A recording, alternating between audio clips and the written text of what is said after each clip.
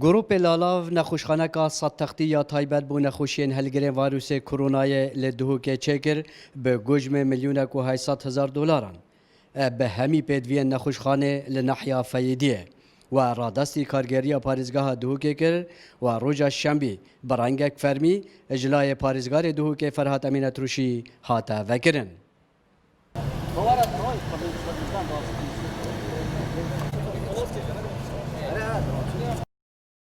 ام جوک ارکه که خود مخودیت ام خو آماده کین بوی که ماسک مساکری که ماسک خستخانه که محل پارسگرا دهو که بوی شولی و بو به منطقه خاصه بو نخوشخانه که ام چپکین ام حسکین نانی هم بو کرونا جی هم بو پشتی کرونا جی ام کار بینن نخوشخانه که وکیا مواصفات جهانی بن.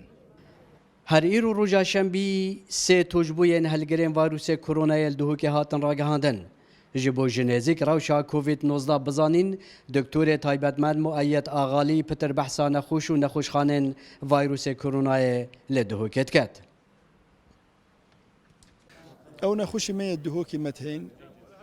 بروشوان الدسپیکی باش بو پشتینگی پشتی فی قناغاتی اندک نخوشی دی بو مهاتینه پتر وان نخوشا فيروس هالقري فيروس نجرخي بغدا هاتينا تشونا نخشت مال دهوكي روشوان براستي نيه باشا لو من قمانت كاين اف فيروس انه كيف شكي هاتيا قورين برايا ما هاتيا قورين تاثير بتر سروان قريب نخش خان الاب نخش خان جي متشكر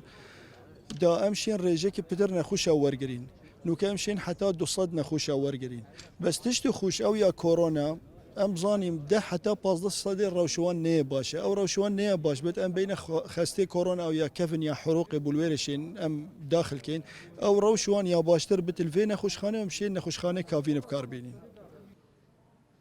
ج نخوشخانه یا لالاف لباجر دهوک سلام بالای دگل ودایا جبو اف نخوشخانه بو ویروس کرونای تایبت هاتیا آوا کرن